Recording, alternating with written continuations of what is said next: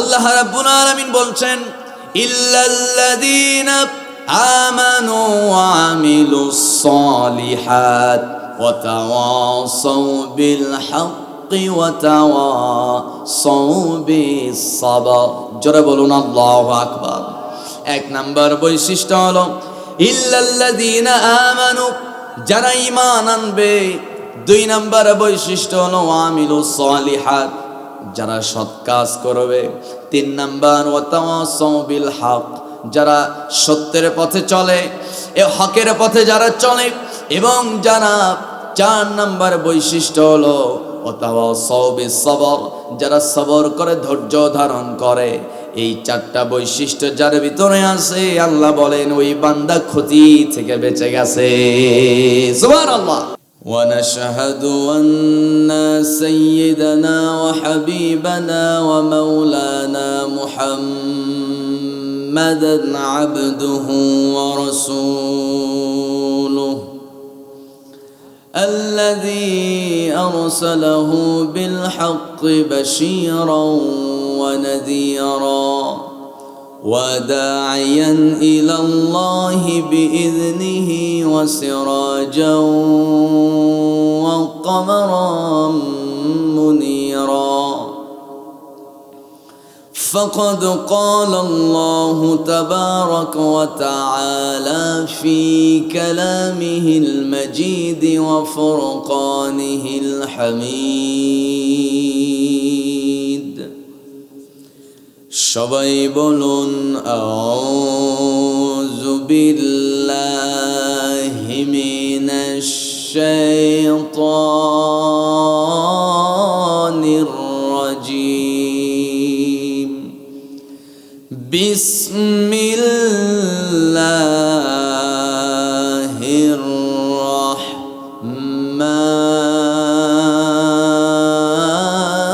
রাহমানির রাহিম।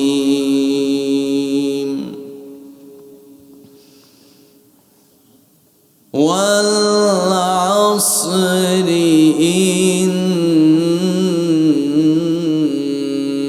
ইন্নাল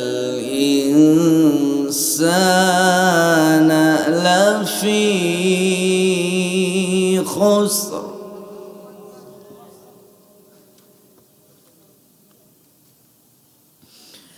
ইন্নাল ইনসানা লাফি খুসরিন ইল্লাল্লাযীনা আমানু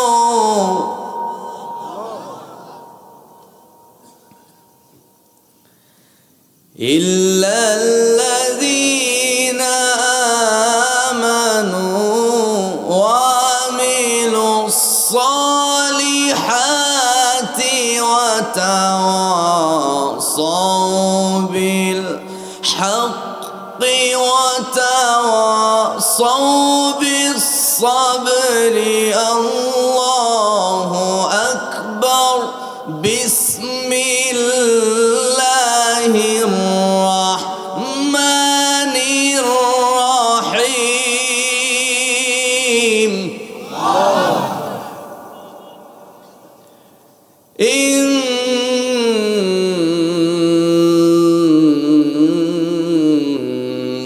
ইন্নাল্লাহা ওয়া মালাইকাতাহু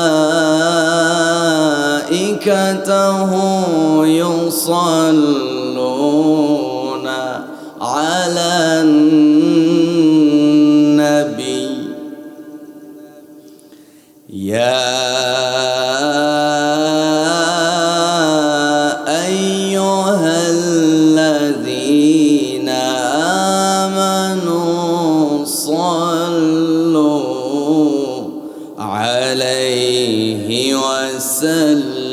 وسلموا تسليما اللهم صل على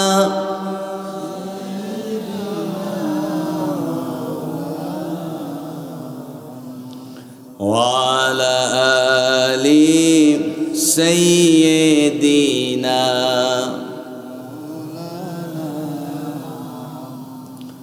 প্রাকৃতিক সৌন্দর্যের অপরূপ নীলাভূমি সাতক্ষীরা জেলার শ্যামনগর উপজেলার ঐতিহাসিক শিক্ষা প্রতিষ্ঠান পাতাখালী ফাজিল ডিগ্রি মাদ্রাসা ময়দানে আয়োজিত পীরে কামেল আল্লামা রুহুল আমিন রাহমাতুল্লাহি আলাইহি এর মহান স্মৃতি স্মরণে ৬৮তম ঐতিহাসিক পাতাখালী আমিনিয়া ইসালে সোয়াব মাহফিল দুদিনব্যাপী মহতি আয়োজনের সমাপনী রজনীর সম্মানিত সুযোগ্য সভাপতি পাতাখালী ফাজিল ডিগ্রি মাদ্রাসার সম্মানিত সিরে তাজ অধ্যক্ষ মহোদয়, বিশিষ্ট আলেমে দ্বীন আলহাজ মুফতি মাওলানা মুহাম্মদ আব্দুল হান্নান দামাত বারাকাতুহুম,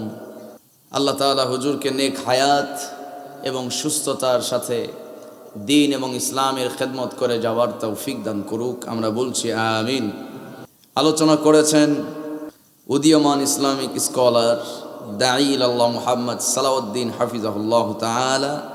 আলোচনা করেছেন মাওলানা মুফতি জামাল উদ্দিন হুসাইন সালেহি হাফিজাহুল্লাহ তাআলা। স্টেজে এবং সামনে থাকা হযরত ওলামায়ে কেরাম, ফুদালায়ে আযম, সুশীল সমাজ, জাতির শ্রেষ্ঠ সন্তান শিক্ষক মণ্ডলী, জাতির বিবেক সাংবাদিকবৃন্দ, প্রশাসনের দায়িত্বে কর্মরত কর্মকর্তাবৃন্দ, দূরেও কাছের বিভিন্ন স্থান থেকে ছুটে আসা তাওহীদের পতাকাবাহী, কালেমার ঝান্ডাবাহী, দ্বীন ইসলামের নরসরদুল, বীর মুজাহিদ, প্রাণ প্রিয় দ্বীনি ভাইরা, আড়াল থেকে শুনছেন সর্বগুণে গুণান্বিতা আবেদা সালেহা আমার প্রাণ প্রিয় মা এবং বোনেরা, আলোচনার সূচনায় আনুষ্ঠানিকতার মধ্য দিয়ে আমার পক্ষ থেকে আবারও হৃদয় নিংড়ানো ভালোবাসা মিশ্রিত দিল খোলা সালাম, আসসালামু আলাইকুম ওয়া রাহমাতুল্লাহি ওয়া বারাকাতুহু। সাতক্ষীরাবাসী কেমন আছেন আপনারা? আমাকেও এতগুলো প্রশ্ন, আল্লাহ তাআলা আমাকেও আপনাদের কাতারেই রেখেছেন। সময় বেশি দীর্ঘ না করে অন্তত আমি অসুস্থ মানুষ, আপনাদের কাছে দোয়া চেয়ে আমি অল্প কিছু সময় আপনাদের খেদমতে কোরআনুল কারীমের ১০৩ নম্বর সূরা থেকে কিছু কথা বলতে চাই। আল্লাহ তাআলা আমলের নিয়ত আমাকে বলার, আপনাদেরকেও শোনার তৌফিক দান করুক। জোরে আওয়াজ করে বলি আমিন। সূরা আসর খুব পরিচিত একটা সূরা, হয়তো অনেক তাফসীর শুনেছি এই সূরা থেকে, কিন্তু ছোট ছোট সূরাগুলো আমরা নামাজে পড়লেও সূরাগুলোর রহস্য তথ্য অনেক বিশাল। জোরে বলি সুবহানাল্লাহ। এক একটা সূরার ভিতরে বহু তথ্য ঢুকে আছে। জোরে বলি আল্লাহু আকবার। আমরা ব্যতিক্রম কিছু তথ্য আজকে এই সূরা থেকে নিয়ে আমরা বাড়িতে যাব। জোরে বলি ইনশাআল্লাহ। একটু জোরে বলা যাবে ইনশাআল্লাহ? সম্মানিত ভাইয়েরা, সূরা আসর সাহাবায়ে কেরাম তারা নিয়মিত একজন আরেকজনকে শোনাতেন, একজন আরেকজনের সঙ্গে দেখা হলে এটা শোনায় দিতেন। সুবহানাল্লাহ পড়ে। আল্লাহ রাব্বুল আলামিন কোরআনের শুরু থেকে নিয়ে শেষ পর্যন্ত যতগুলো মেসেজ আপনার আমার জন্য পাঠিয়েছেন, প্রত্যেকটা মেসেজ আমাদের জন্য অতি মূল্যবান, কিন্তু আমরা পড়তে চাই না, শুনতে চাই না, অলসতা করি, যার জন্য অনেক সময় কিছু মুসলমান আছে ভাষণ দিতে গিয়ে বলে কোরআনের সঙ্গে রাজনীতির কোনো সম্পর্ক নাই। বলার মতো মুসলমান আছে না নাই? কন আসতে কয় আছে না নাই? খুব আছে, তাই না? আমি সেই সমস্ত ভাইদেরকে বলবো, কোরআন তো এমন একটা কিতাব, তিবিয়ানাল লিকুল্লি শাই, পৃথিবীর এমন কোনো বিষয় নাই যেই বিষয়টা কোরআনে আল্লাহ দেয় নাই। সুবহানাল্লাহ। আর একটু আস্তে কোন সুবহানাল্লাহ। এমন কোনো বিষয় নাই যেটা কোরআনে নাই। তাহলে রাজনীতি এটা তো একটা মানে অত্যন্ত ভালো কাজ, কিন্তু এই রাজনীতি যদি আপনি কোরআন ছাড়া যদি রাজনীতি করেন, ওইটা রাজনীতি হয় না, ওটা হয় প্যাট নীতি। তারা ঠিক বলে না, আমি বুঝবো সমস্যা আছে, কোন ঠিক কিনা? কোরআন ছাড়া যদি আপনি রাজনীতি করেন, ওটা রাজনীতি না, ওটা পেট নীতি। আর কোরআন দিয়ে যদি রাজনীতি করেন, ওইটা হবে আপনার জন্য আরশের নিচে আস্থানা গড়ার একটা উপায়। আল্লাহু আকবার। যারা সত্যিকারের রাজনীতি করে, যারা আল্লাহর দ্বীনকে প্রতিষ্ঠান সংগ্রাম করে, অবশ্যই তারা হাসরের ময়দানে ন্যায় শাসকগণ আল্লাহর আরশের নিচে ছায়া পাবে। কোরআনে আছে না নাই? আসতে কয় আছে না নাই? আচ্ছা আমার বন্ধুগণ, এটা সবাই বিশ্বাস করতে চায় না। মহান রব্বুল আলামিন এই কোরআনুল কারীমের ভিতরে এজন্য দুনিয়ার তামাম মানুষকে সময়ের কসম খেয়ে আল্লাহ তাআলা 4টা মেসেজ দিয়েছেন। সাতক্ষীরাবাসী আওয়াজ করে বলতে হবে, কয়টা মেসেজ? সূরা আসরের মধ্যে 4টি মেসেজ দিয়েছেন। শুরুতেই আল্লাহ রাব্বুল আলামিন জানাচ্ছেন দুনিয়ার তামাম মানুষকে কি বলছেন শোনেন।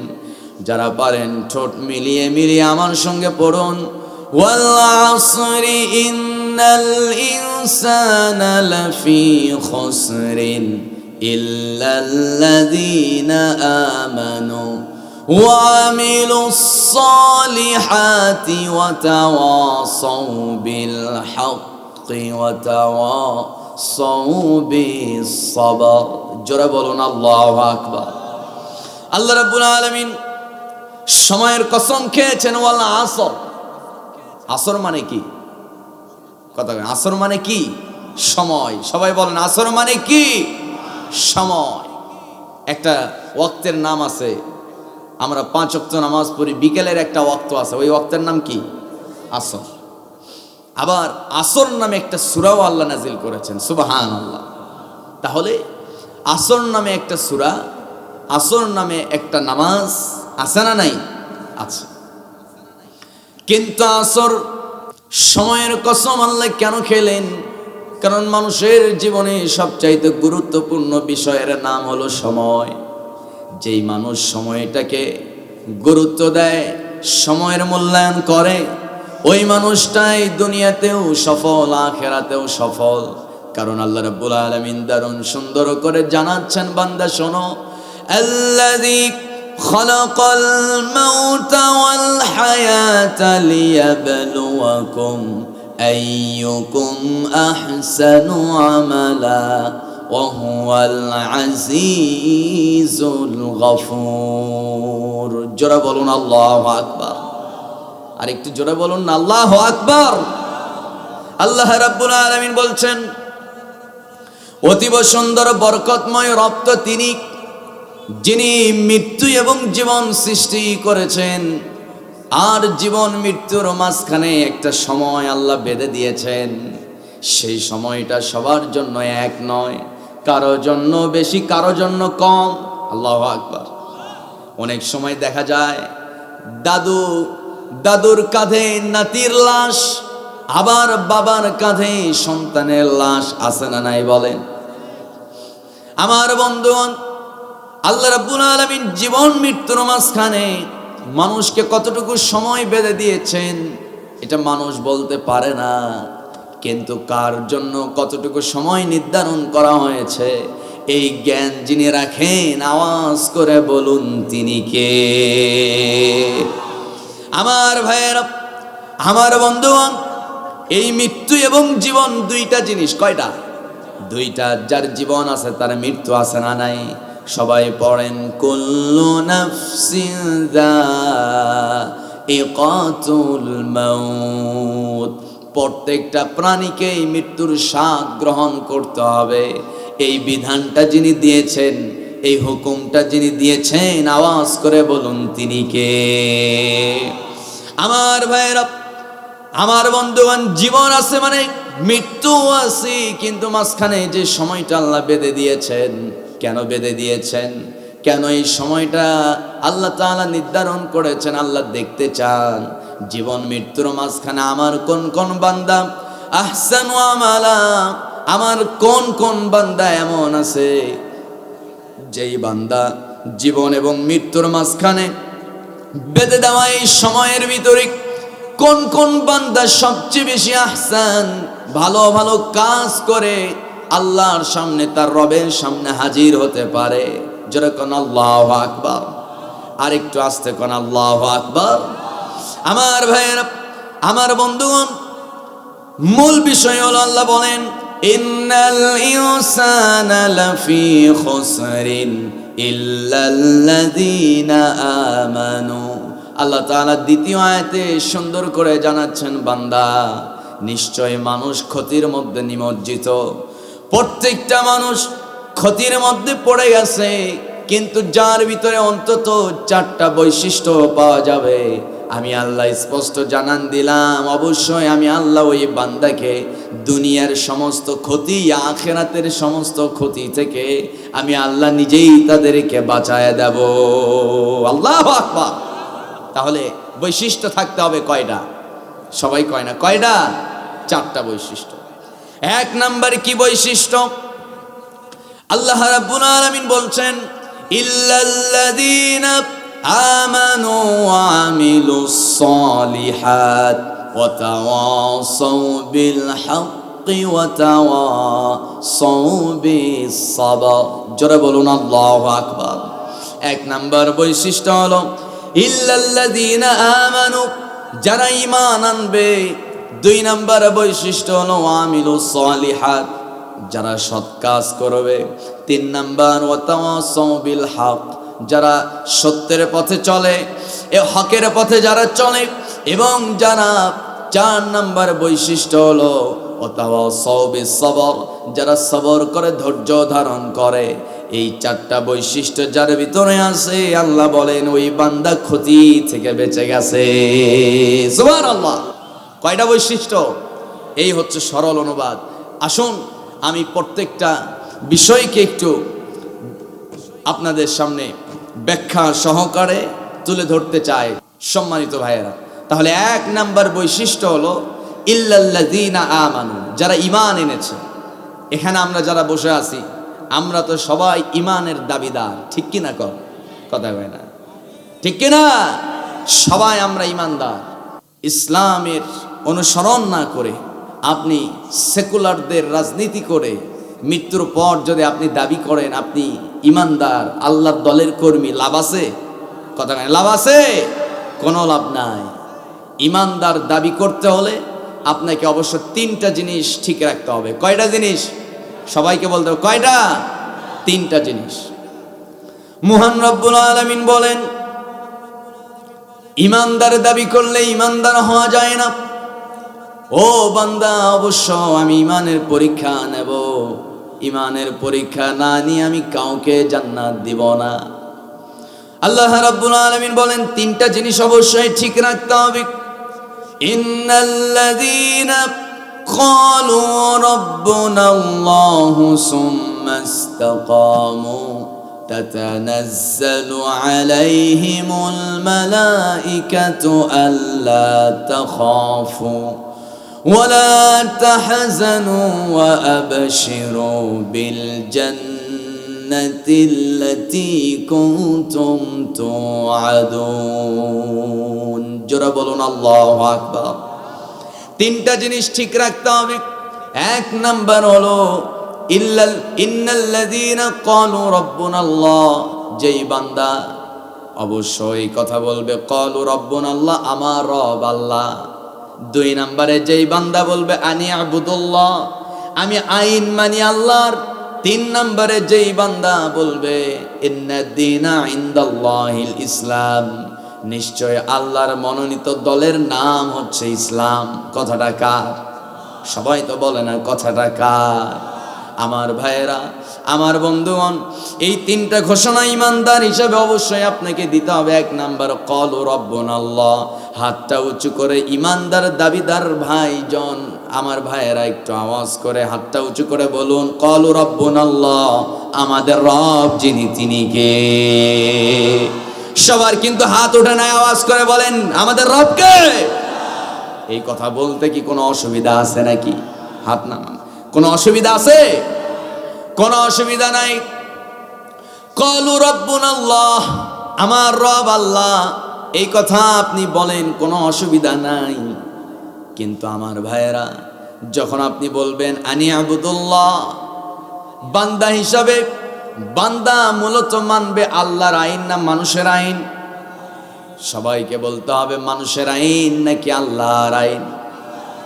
বর্তমানে মানুষ মানে আল্লাহর আইন না মানুষের আইন? মানুষের আইন। আল্লাহর আইন মানবেন কেমনে? আল্লাহর আইন তো চালু নাই। আপনি যত ইসলাম মানতে চান না কেন, মানতে পারবেন না। আমার বন্ধুগণ, আমার ভাইয়েরা, আপনি রাস্তায় যদি ইসলাম মানতে যান, ইসলাম আপনাকে বলছে রাস্তায় ডান পথে চলো। আমার দেশের সিস্টেম হলো রাস্তায় মূলত চলতে হবে ডান পথে না বাম পথে? বাম পথে। কই, ইসলাম তো মানতে পারবেন না। আমার ভাইয়েরা, যারা হজ করেছেন, উমরা করেছেন, যারা মধ্যপ্রাচ্যের দেশগুলোতে যারা গিয়েছেন, আপনারা অন্তত জানেন সেই দেশগুলোতে মূলত মানুষ চলে রাস্তায় ডান পথে। গাড়ি চালক সে তার অবশ্যই নিজ ডান দিক দিয়ে চলে, ঠিক কিনা? কিন্তু আপনি বাংলাদেশে চলতে পারবেন না, কারণ বাংলাদেশের আইন হলো রাস্তায় চলতে হবে ডানে না বামে? বামে চলতে হবে। আপনি যতই সুদমুক্ত জীবন পরিচালনা করতে চান না কেন, পারবেন না। কারণ আমার দেশে ব্যাংকিংগুলো সুদের কারবারের বাইরে না ভিতরে? সুদের কারবারের ভিতরে। সব ব্যাংকিংগুলো সুদমুক্ত না সুদযুক্ত? সুদযুক্ত। যতই আপনি সমাজ থেকে মদ মুক্ত সমাজ আপনি করতে চান না কেন, পারবেন না। কারণ আমার দেশে সংসদে মদের বিল পাস আছে না নাই? অবশ্যই আছে। আপনি যতই চেষ্টা করেন না কেন, আপনি সমাজ থেকে ধর্ষণ, চুরি, ডাকাতি বন্ধ করতে পারবেন না। কারণ হলো আমার দেশে চুরির বিধান, খুনির বিধান, ধর্ষকের বিধান সব মানুষের তৈরি করা বিধান, যার জন্য 54 বছরেও আমার দেশে ধর্ষণ বন্ধ হয় না, চুরি বন্ধ হয় না, খুন খারাপি বন্ধ হয় না। আল্লাহর বিধান, কোরআনের আইন যদি চালু হয়ে যেত, আল্লাহর কসম করে বলি, একটা দিন সময় লাগবে না, সমস্ত ধর্ষণ, চাঁদাবাজি, টেন্ডারবাজি, খুন, চুরি, গুম সব বন্ধ হয়ে যাবে। যারা বলেন ঠিক কিনা? আমার ভাইয়েরা, আমার বন্ধুগণ, বলা সহজ ইমানদার, কিন্তু ইমানের পথে অবিচল থাকা অনেক কঠিন ব্যাপার। আপনি যতই জোর গলায় বলেন না কেন, ক্বালু রাব্বুনা আল্লাহ, আমার রব আল্লাহ, আনি আবুদুল্লাহ, আমি আল্লাহর আইন মানি, আমি আল্লাহর মনোনীত দলের রাজনীতি করি, এই কথা যখন আপনি বলতে যাবেন, হয়তো কোনো সমস্যা হবে না। কিন্তু যখন এই কথার উপরে যখন আপনি কি করবেন, আল্লাহ বলেন সুম্মাস্তাকামু তাতানাজ্জালু আলাইহিমুল মালাইকাতু আল্লা তাখাফু ওয়া লা তাহজানু ওয়া আবশিরু বিল জান্নাহ। জোরে বলুন আল্লাহু আকবার। আল্লাহ রাব্বুল আলামিন বলেন, যখন নাকি বান্দা সুম্মাস্তাকামু, এই 3 কথার উপরে যখন বান্দা তুমি ইস্তেকামত থাকবে, অবিচল থাকবে, সমস্যা ওই মুহূর্তে আপনি যখন এই 3 কথার উপরে অবিচল থাকবেন, তখন আপনি বাতিলদের টার্গেটে পড়ে যাবেন। বাতিলরা আপনাকে টার্গেটে ফেলবে, ওই মুহূর্তে ঘাবড়ে যাওয়া যাবে না। আল্লাহ রাব্বুল আলামিন এর জন্য বলেন সুম্মাস্তাকামু তাতানাজ্জালু আলাইহিমুল মালাইকা। যারা বলি আল্লাহু আকবার। এই কথার উপরে যখন কেউ ইস্তেকামত থাকবে, যখন নাকি অটল থাকবে, অবিচল থাকবে, রহমতের ফেরেশতারা তার কাছে এসে বলে আল্লাহ তাখাফু, সুসংবাদ নাও, ওয়ালা তাহজানু, আল্লাহ তাখাফু, তোমার কোনো ভয় নাই, ওয়ালা তাহজানু, কোনো টেনশন নাই। যদি বান্দা তুমি সুম্মাস্তাকামু, ইস্তেকামত থাকতে পারো, অটল থাকতে পারো, ওয়া আবশিরু বিল জান্নাহ, আল্লাহ তোমার জন্য জান্নাত নির্ধারণ করে রাখছে। আল্লাহু আকবার।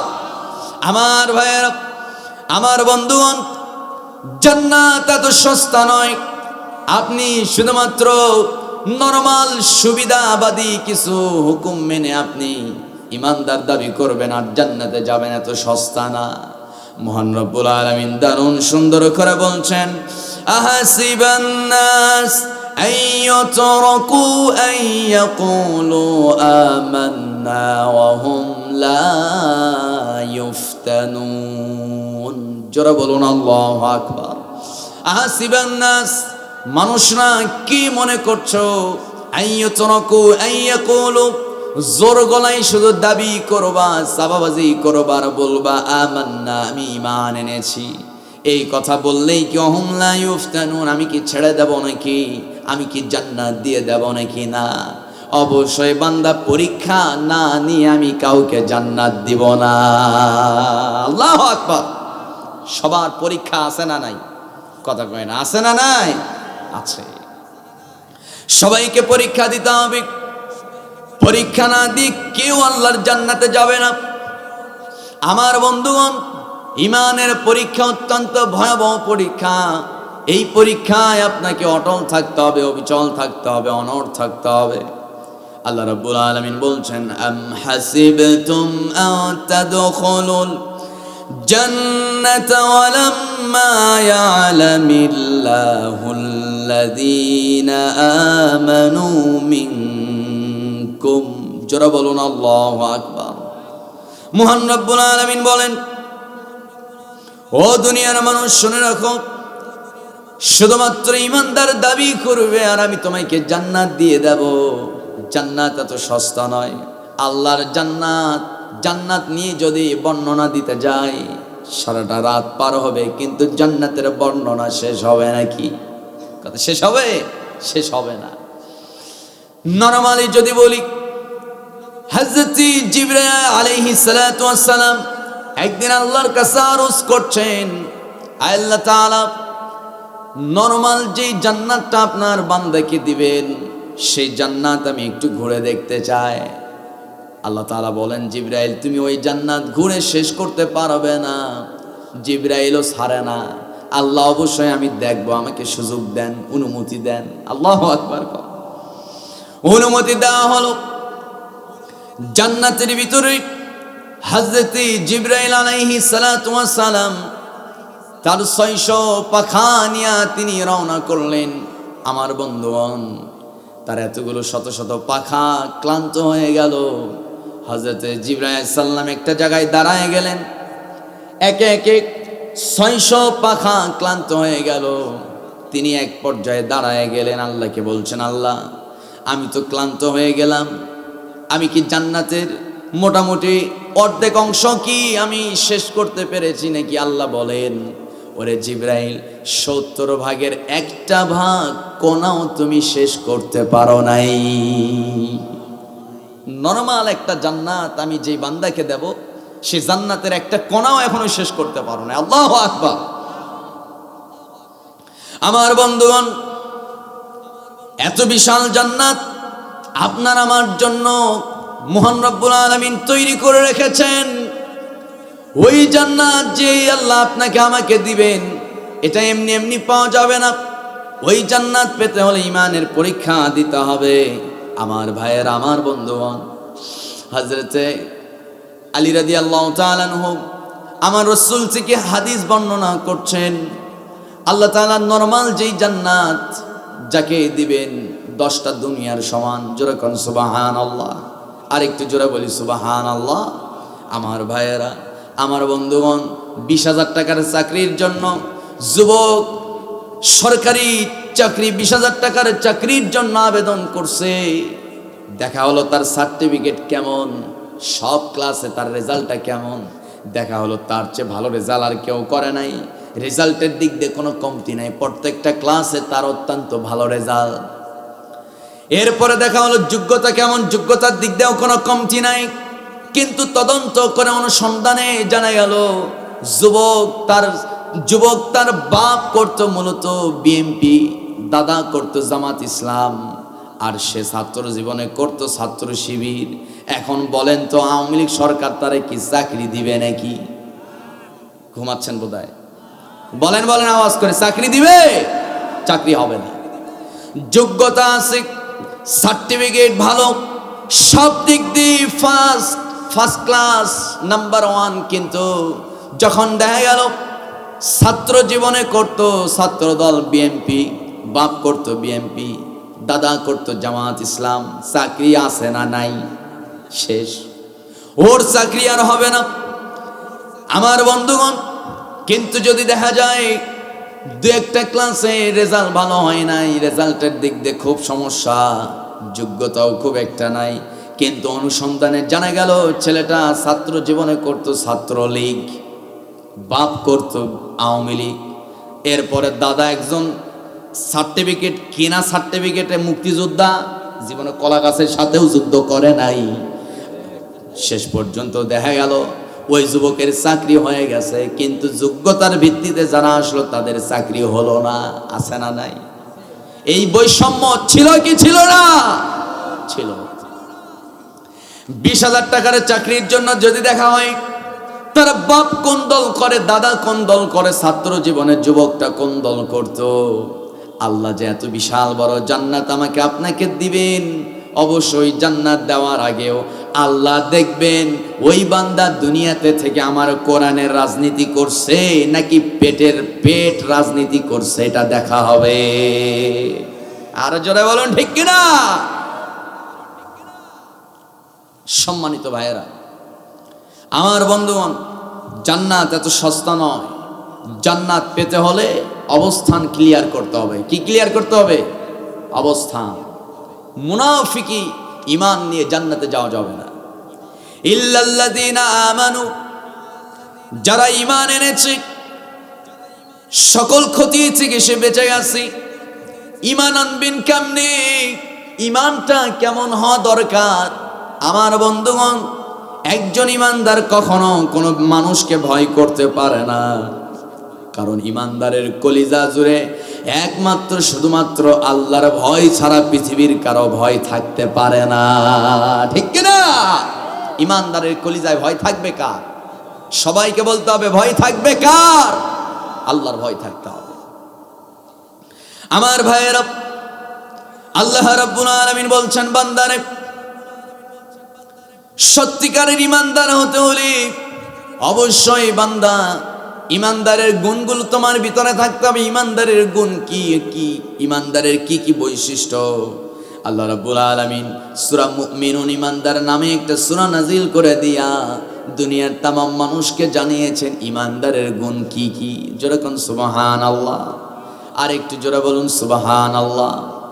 হযরত বেলাল রাদিয়াল্লাহু তাআলা আনহু ঈমান আনলেন, কালেমা পড়লেন, ইসলাম গ্রহণ করলেন, কিন্তু এই সংবাদ কাউকে দিতে পারেন না। তিনি বলতে পারেন না যে আমি ঈমান এনেছি, আমি ইসলাম গ্রহণ করেছি, কারণ যদি আবু জেহেলরা জেনে ফেলে বেলালকে গ্রেফতার করে নির্মমভাবে তার উপরে নির্যাতন চালানো হবে। কিন্তু যেই না হযরত বেলাল রাদিয়াল্লাহু তাআলা আনহু তার কানের মধ্যে খবর চলে গেল, ইন্নাল্লাযীনা ইয়াখশাউনা রাব্বাহুম বিল গায়বি লাহুম মাগফিরাতুন ওয়া আজরুন কাবীর। জোরে বলুন আল্লাহু আকবার। যখন নাকি বেলাল জানতে পারলেন ইন্নাল্লাযীনা ইয়াখশাউনা রাব্বাহুম, রব বলছেন যারা মূলত তার রবকে ভয় করে, রবের ভয় যেই বান্দা কলিজায় স্থান দিয়েছে তার জন্য পুরস্কার হলো দুইটা, লাহুম মাগফিরা, জিন্দেগির সব গুনাহ আল্লাহ মাফ করে দিবেন। 2 নাম্বার পুরস্কার হলো আজরুন কাবীর, সীমাহীন পুরস্কার, বহুতল ভবন বিশিষ্ট জান্নাত আল্লাহ তাআলা ওই বান্দাকে দান করবে। আল্লাহু আকবার। আমার ভাইয়েরা, আমার বন্ধুগণ, এই সংবাদ কানে আসা মাত্র হযরত বেলাল চিন্তা করলেন, না না, ঈমান এনেছি, কথা গোপন রাখা যাবে না। আমি যদি গোপন রাখি, কার ভয়ে গোপন রাখবো? নিশ্চয় আবু জেহেলদের ভয়ে। কিন্তু আল্লাহ ছাড়া কাউকে ভয় করা তো জায়েজ নাই। আল্লাহু আকবার। মুহূর্তের মধ্যে বেলাল করলেন কি? কাবার চত্বরে দৌড় মারলেন।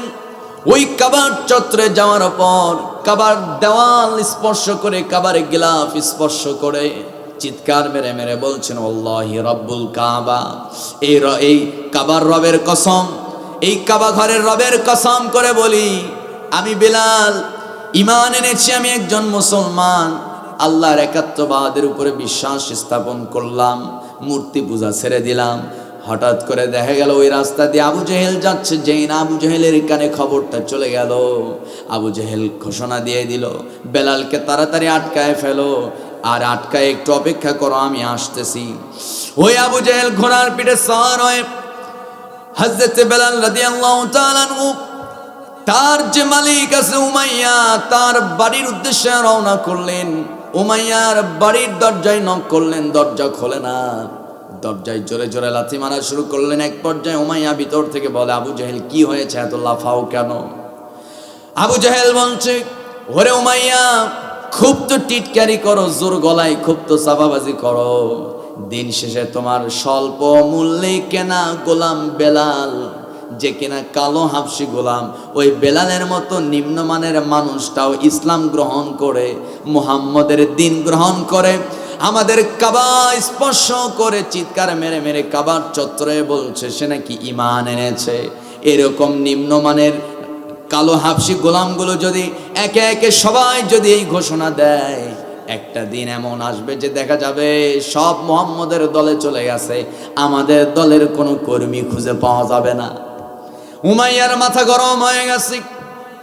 মুহূর্তের মধ্যে উমাইয়া করলো কি, আবু জেহেলের সঙ্গে রওনা করলো, তার বাহিনী লাগায় দিল, বেলালকে গ্রেফতার করা হলো। বেলালকে গ্রেফতার করে উত্তপ্ত মরুভূমির মাঠে, আমার বন্ধুগণ, মরুভূমির উত্তপ্ত সেই বালির উপরে বেলালকে চিৎ করে শোয়ানো হলো। হযরতে বেলালের বুকের উপরে চাপায় দেওয়া হলো ভারী পাথর। ওই ভারী পাথর সহ্য করতে পারছেন না, যেই পাথর কিনা একসাথে 8 থেকে 10 জন যুবক যেই পাথর উঁচু করে ধরে, যে পাথরটা উঁচু করে নিয়ে হযরতে বেলালের বুকের উপরে চাপ দিয়ে রেখে দিল। আমার বন্ধুগণ, আমার ভাইয়েরা, এত ভারী একটা পাথর যখন চাপ দিয়েছে, হযরতে বেলাল রাদিয়াল্লাহু তাআলা আনহু ইসলাম সম্পর্কে তখনও বেশি কিছু জানে না, শুধু জানেন আল্লাহ এক। আল্লাহ কয়জন? আসতে বলবেন না, আল্লাহ কয়জন? সবাই একটু ঠোঁট মিলিয়ে আওয়াজ করে আমার সঙ্গে বলুন, কুল হুয়াল্লাহু আহাদ। বলেন না, কুল হুয়াল্লাহু আহাদ আল্লাহুস সামাদ লাম ইয়ালিদ ওয়া লাম ইউলাদ ওয়া লাম ইয়াকুল লাহু কুফুয়ান আহাদ। জোরে বলুন আল্লাহু আকবার।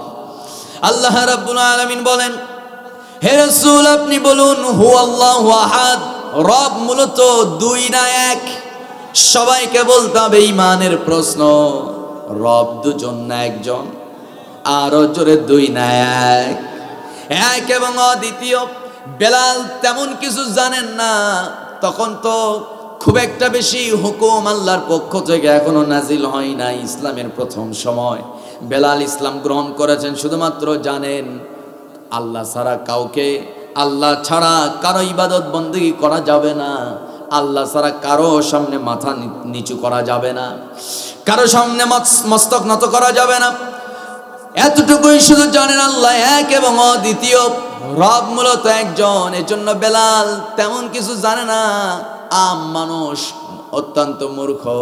আমার বন্ধুগণ, আমার ভাইয়েরা, কিন্তু এই বেলাল নবীর কাছে থাকতে থাকতে একটা সময় আমার বন্ধুগণ সেই বেলাল হয়ে গেলেন সবচেয়ে বড় জ্ঞানী। আল্লাহু আকবার। আমার ভাইয়েরা, আমার বন্ধুগণ, বেলালের মর্যাদা সম্পর্কে কথা বলতে গেলে তো শেষ করা যাবে না।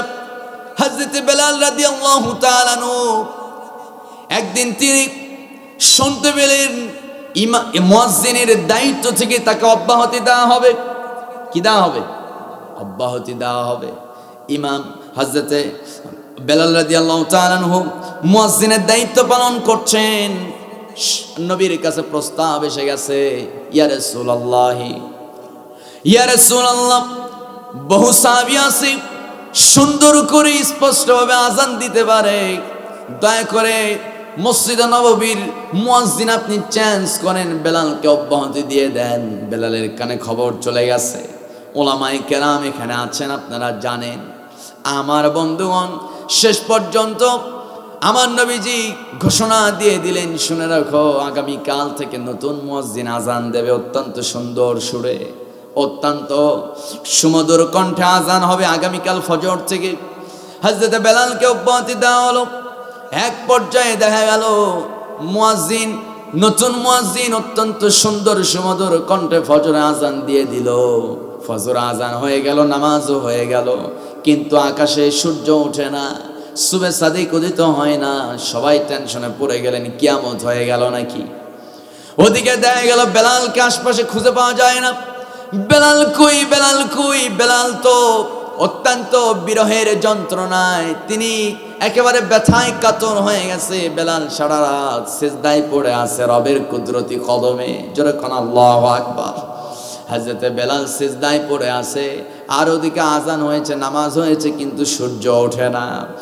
এক পর্যায়ে আমার নবীজি দেখেন ঘন্টার পর ঘন্টা চলে যায়, সূর্য ওঠে না, ব্যাপারে কি? হযরত জিবরাইল আমিন এসে বলছেন, ইয়া রাসূলুল্লাহ, কি ব্যাপার?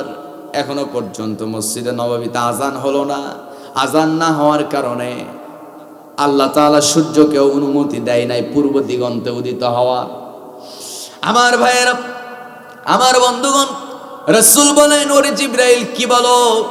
আজকে তো মূলত নতুন মুয়াজ্জিন অত্যন্ত সুন্দর কণ্ঠে, সুমধুর কণ্ঠে, তাজবিদ সহকারে স্পষ্টভাবে সুন্দরভাবে আজান দিয়েছে, আমরা তো সবাই নামাজ আদায় করেছি। হযরত জিবরাইল বলেন, ইয়া রাসূলুল্লাহ, প্রত্যেকটা দিন ফজরে আজান হতো, আল্লাহর আরশ পর্যন্ত ওই আজান পৌঁছে যেত, কিন্তু আজকের আজানটা আল্লাহর আরশে পৌঁছে না, এজন্য আল্লাহ সূর্যকে অনুমতি দেয় নাই উদিত হওয়ার। আমার বন্ধুগণ, আমার নবীজির বুঝতে আর দেরি হলো না, কারণ হযরত বেলালের আজান হলো তাকওয়ার আজান। ওই আজান আল্লাহর আরশ পর্যন্ত পৌঁছে যেত। জোরে কোন সুবহানাল্লাহ। আমার ভাইয়েরা, সেই বেলালকে নির্মমভাবে নির্যাতন চালানো হতেছে। বেলাল রাদিয়াল্লাহু তাআলা আনহু প্রথম মুহূর্তে তিনি ইসলাম সম্পর্কে তেমন কিছু জানেন না, এজন্য তিনি শুধু নির্যাতন সহ্য করতে না পেরে জবান দিয়ে তিনি একটা কথাই উচ্চারণ করছেন, আল্লাহ আহাদ, আল্লাহ দুই না এক। আস্তে বলবেন না, দুই না এক। আল্লাহ তাআলা এক এবং অদ্বিতীয়। আমার বন্ধুগণ, হযরতে বেলাল রাদিয়াল্লাহু তাআলা আনহু তিনি শুধু আল্লাহ আহাদ, আল্লাহ আহাদ বলেন। উতবা সাহেবা আবু, এরপরে বেলালের যে মালিক আছে উমাইয়া, হযরতে বেলালের কথা সহ্য করতে পারে না। এক পর্যায়ে বেলালকে বলে, বেলাল রে, এই আওয়াজটা তুই বন্ধ করবি কিনা বল। হযরতে বেলাল শেষ পর্যন্ত চিন্তা করলেন, এর চেয়ে বরকতময় আরেকটা নাম আছে, সেটা হলো আল্লাহু আকবার। কি নাম? আল্লাহু আকবার। আকবার মানে ছোট না বড়? আল্লাহ ছোট না বড়? সবাইকে বলতে হবে ছোট না বড়। আল্লাহু আকবার আওয়াজ শুরু করলেন। আবু জেহেলদের গায়ে আরো জ্বালা পোড়া শুরু হয়ে গেল। আল্লাহু আকবার শব্দটা সহ্য করতে পারে না। শেষ পর্যন্ত বেলালকে বলা হলো, বেলাল, এই আওয়াজ তুই বন্ধ করবি কিনা বল। শেষ পর্যন্ত দেখা গেল উমাইয়া হুকুম করলো, যাও তো বাবলা গাছের কাটা পাও নাকি। বাবলা গাছের কাটা আনা হলো। ওই বাবলা গাছের কাটা দিয়া হযরত বেলাল রাদিয়াল্লাহু তাআলা আনহু তার জিহ্বা প্লাস দিয়ে ধরে টান মেরে কিছু অংশ বের করে বাবলা গাছের কাটা দিয়া জিহ্বার মধ্যে আঘাত করা শুরু হলো। এক পর্যায়ে দেখা গেল হযরত বেলালের জিহ্বা দিয়া ফেনকি দিয়া রক্ত ছিটকে পড়ে উমাইয়ার দাড়ি, মুখ, বুক ভিজে গেছে, কিন্তু কলিজাটা তার ভিজে নাই, নরম হয় নাই। ওই উমাইয়া হযরত বেলালকে চরমভাবে নির্যাতন করা শুরু করলো। এক পর্যায়ে তারা করলো কি, জ্বলন্ত কয়লা মাটিতে বিছায় দিয়া ওই কয়লার উপরে হযরত বেলালকে উপর করে শোয়ায় দিল। ওই জ্বলন্ত কয়লাগুলো চামড়া ভেদ করে একেবারে তাকে ক্ষতবিক্ষত করে ফেললো। আমার বন্ধুগণ, আমার ভাইয়েরা, বেলাল আরো চিৎকার মেরে মেরে আল্লাহ আল্লাহু আকবার বলে আবু জেহেলদের গায়ে আরো আগুন জ্বলা শুরু হয়ে গেছে। বর্তমানেও বাংলার জমিনে দেখবেন আল্লাহু আকবার শব্দটা অনেকেই সহ্য করতে পারে না। আছে না নাই? জবান খুলে বলতে হবে, আছে না নাই? আল্লাহু আকবার। এটা সহ্য করতে পারে না তারাই যাদের শরীরে আবু জাহেলের রক্ত ঢুকে গেছে। যারা বলেন ঠিক কিনা? সম্মানিত ভাইয়েরা আমার, বন্ধুগণ, ইমানের পরীক্ষা অবশ্যই সাহাবায়ে কেরাম দিয়েছেন, নবীরা ইমানের পরীক্ষা দিয়েছেন। অসংখ্য নবীকে বনি ইসরাইলের ইহুদিরা অসংখ্য নবীকে হত্যা পর্যন্ত করেছে। অপরাধ হলো একটাই। কি অপরাধ? আল্লাহ সুন্দর করে বলেন, ওয়ালাকাদ বা'আসনা ফি কুল্লি উম্মাতির রাসূলান আন ই'বুদুল্লাহা ওয়াজতানিবুত তাগুত। জোরে বলি আল্লাহু আকবার। আল্লাহ রাব্বুল আলামিন বলেন, প্রত্যেকটা নবী রাসূল তাদের উম্মতের কাছে গিয়া মূলত তারা দাওয়াত দিয়েছেন দুইটি কথা। জোরে আওয়াজ করে বলতে হবে, কয়টি কথা? দুইটি কথা। প্রত্যেকটা নবীর দাওয়াত ছিল একই, প্রত্যেকটা নবীদের স্লোগান ছিল একটাই, সেই স্লোগান হলো লা ইলাহা ইল্লাল্লাহ। আল্লাহ ছাড়া আর কোনো মাবুদ থাকতে পারে? আসতে বলেন, আর কোনো ইলাহ থাকতে পারে না।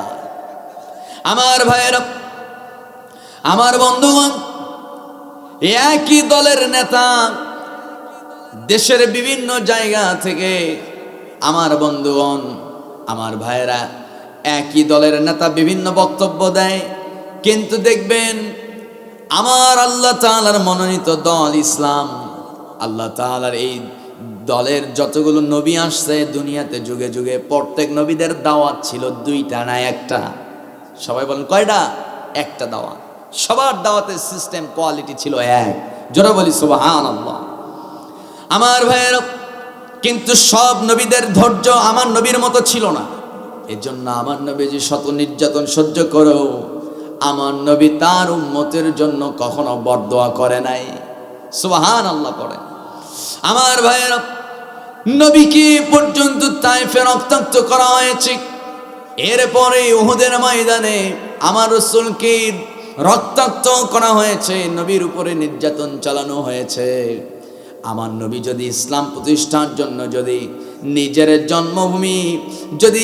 নিজের জন্মভূমি ছাড়েন, যদি ইসলাম প্রতিষ্ঠার জন্য যদি নিজের শরীর থেকে রক্ত ঝরানো লাগে, আমার নবীকে যদি এত কষ্ট এত ত্যাগ স্বীকার করতে হয়, অবশ্য আমরা নবীর উম্মত, নবীর চেয়ে আমাদের আরো দ্বিগুণ কষ্ট, দ্বিগুণ পরিশ্রম, ত্যাগ স্বীকার করার দরকার আছে না নাই? আমার ভাইয়েরা, ইমানের পরীক্ষা বড় জটিল। এই পরীক্ষায় যারা টিকে যাবে তারাই তো সফল হয়ে যাবে।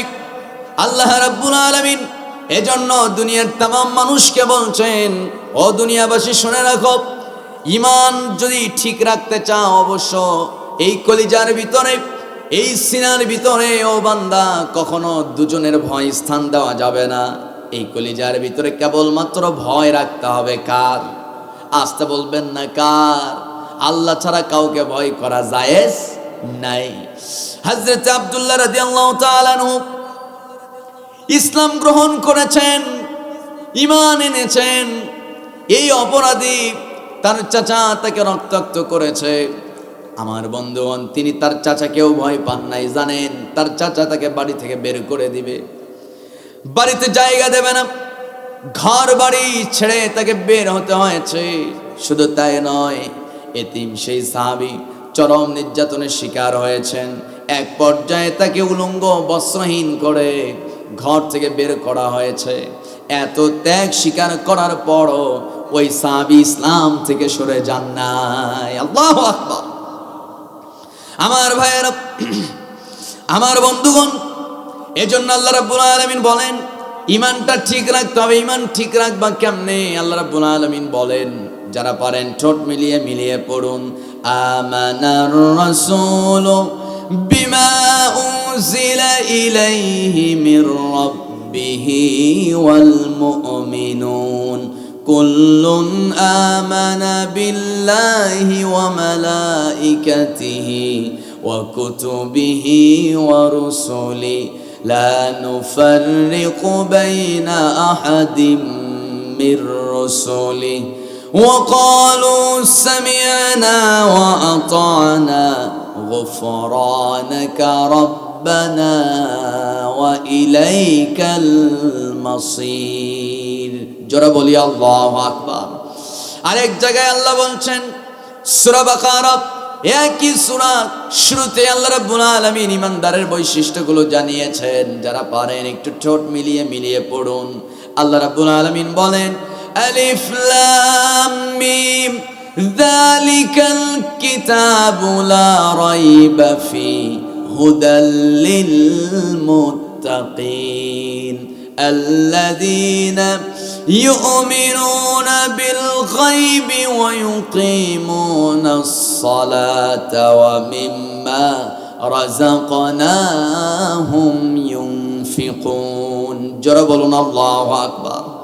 মহান রব্বুল আলামিন বলেন যালিকাল কিতাব, এটা তো এমন একটা কিতাব লা রাইবা ফি, যার ভিতরে কোনো সন্দেহযুক্ত কোনো আয়াত বা কোনো তথ্য কোনো মেসেজ তোমরা পাবে না। এই কিতাবটা সন্দেহ মুক্ত, এই কিতাবটা ভুল ত্রুটি মুক্ত। এই কিতাব মূলত আমি নাজিল করেছি, এই কিতাব আমি মূলত পাঠিয়েছি হুদাল্লিল মুত্তাকিন, এটা মুত্তাকিদের জন্য হেদায়াত। যেরকম আল্লাহু আকবার।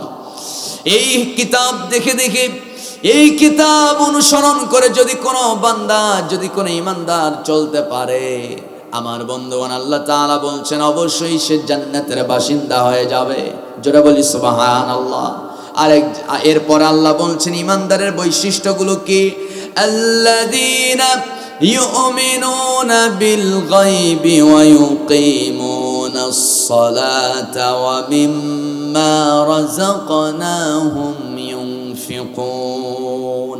মহান রব্বুল আলামিন বলেন মুমিন তো তারাই, মুত্তাকি তো তারাই, ঈমানদার তো মূলত ওই সমস্ত ব্যক্তিরাই যারা গায়বের প্রতি বিশ্বাস স্থাপন করে। গায়বের মালিক যিনি, আওয়াজ করে বলুন তিনি কে? গায়বের মালিক কে? আল্লাহ ছাড়া গায়বের মালিক তো কেউ হতে পারে না। সেই গায়ব অদৃশ্যের মালিক মহান রবের প্রতি ঈমান আনতে হবে, যেই মহান রব আপনার আমার মনের খবরটাও রাখেন। যেরকম সুবহানাল্লাহ। আমার ভাইয়েরা, আমার বন্ধুগণ, মুত্তাকি যারা, ঈমানদার যারা, তাদের কি কি গুণ হবে আল্লাহ রাব্বুল আলামিন সূরা মুমিনুনের ভিতরে আল্লাহ তাআলা সুন্দরভাবে জানিয়েছেন। একটা সূরার ভিতরে আল্লাহ তাআলা প্রথমের মাত্র 10টি আয়াতের ভিতরে স্পষ্টভাবে আল্লাহ তাআলা জানাচ্ছেন বান্দা যারা যারা মুত্তাকি, ও বান্দা তোমাদের ঈমান যদি ঠিক রাখতে চাও, এই 10টা আয়াতে আমি 7টি বৈশিষ্ট্যের প্যাকেজ আমি তৈরি করে দিলাম। সুবহানাল্লাহ।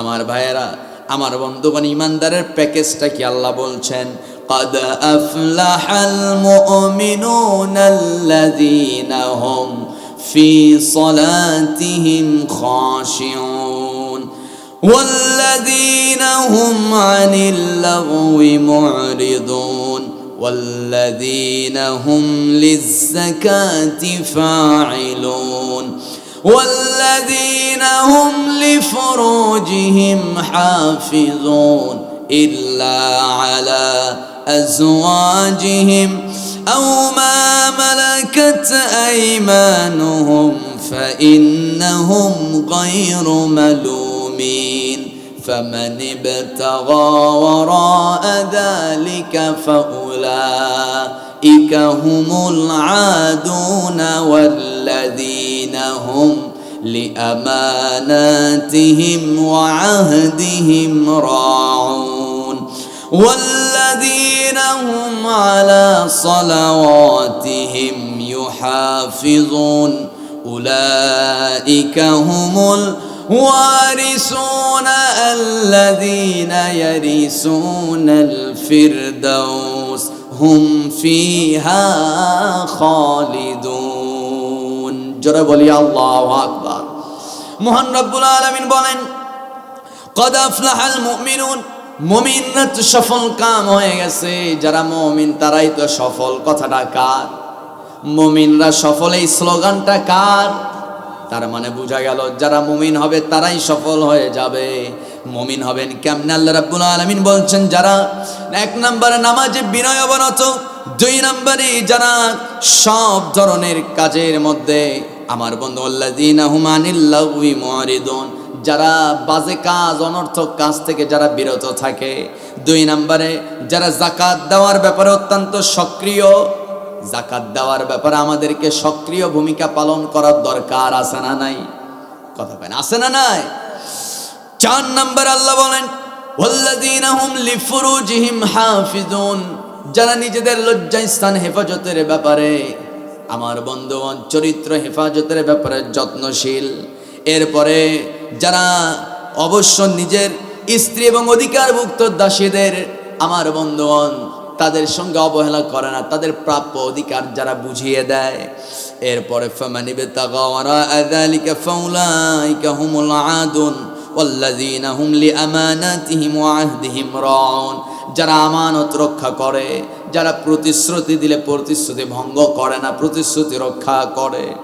এরপরে সর্বশেষ আল্লাহ রাব্বুল আলামিন বলছেন যারা নিজেদের নামাজগুলো রক্ষণাবেক্ষণ করে, আল্লাহ বলছেন উলাইকা হুমুল ওয়ারিসুন আল্লাযীনা ইয়ারিসুনাল ফিরদাউস হুম ফিহা খালিদুন।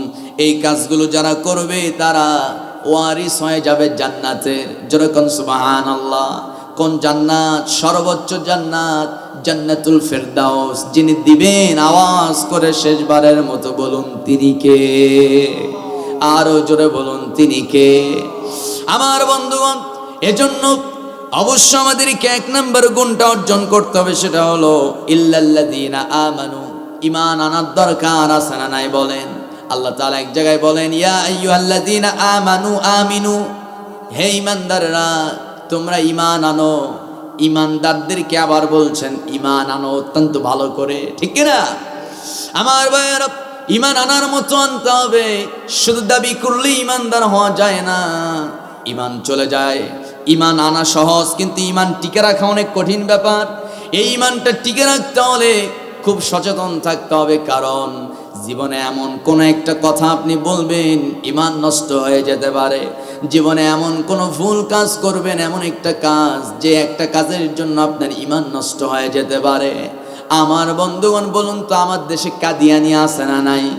কথা কয় না? কাদিয়ানি আছে না? কাদিয়ানি আছে না নাই? সবাই আওয়াজ করে বলেন কাদিয়ানি মুসলমান না কাফের? আরো জোরে, মুসলমান না কাফের? কাফের। কেন কাফের? কি জন্য কাফের? সমস্যা তো এক জায়গায়। কোন জায়গায়? আল্লাহ রাব্বুল আলামিন দারুণ সুন্দর করে বলছেন মা কানা মুহাম্মাদুন আবা আহাদিম মির রিজালিকুম ওয়ালাকিন রাসূলুল্লাহি ওয়া খাতামান নবিয়্যিন। জোরে বলি আল্লাহু আকবার। মহান রব্বুল আলামিন বলেন মুহাম্মদ সাল্লাল্লাহু আলাইহি ওয়াসাল্লাম তিনি আল্লাহর প্রেরিত রাসূল, আল্লাহ তাআলার একজন বার্তাবাহক, প্রেরিত একজন রাসূল। আমার বন্ধুগণ, শুধু রাসূলই নয়, আল্লাহ তাআলা বলছেন খাতামান নবিয়্যিন, তিনি হলেন শেষ নবী, তারপরে আর কোনো নবী আসবে না। কিন্তু কাদিয়ানীদের কথা হলো মুহাম্মদ আল্লাহর নবী, ঠিক আছে মানলাম, কিন্তু তিনি শেষ নবী নয়। তাহলে শেষ নবীকে? তাদের কথা হলো শেষ নবী হচ্ছেন গোলাম আহমদ কাদিয়ানী। আওয়াজ করে বলতে হবে ঈমান আছে না গেছে? কথা কয় না? ঈমান আছে না গেছে? গেছে। আমার ভাই, আমার বন্ধুগণ, এই একটা জায়গায় অমিল থাকার কারণে তারা কাফের। আমার বন্ধুগণ, ইবলিস শয়তান আছে না নাই? বলুন বলুন, শয়তান মুসলমান না কাফের? কথা কয় না? শয়তানকে কাফের বলতে কি ভয় লাগতেছে নাকি আপনাদের? শয়তান কাফের, এই কথা কোরআনে আছে না নাই? আছে। কি জন্য কাফের? সমস্যা হলো একটা। কয়টা? একটা। কি সমস্যা? আল্লাহ বলেন ওয়াইয কুলনা লিল মালাইকাতি ইসজুদু লিআদম ফাসাজাদু ইল্লা ইবলিস আবা ওয়াস্তাকবারা ওয়া কানা মিনাল কাফিরিন। জোরে বলুন আল্লাহু আকবার।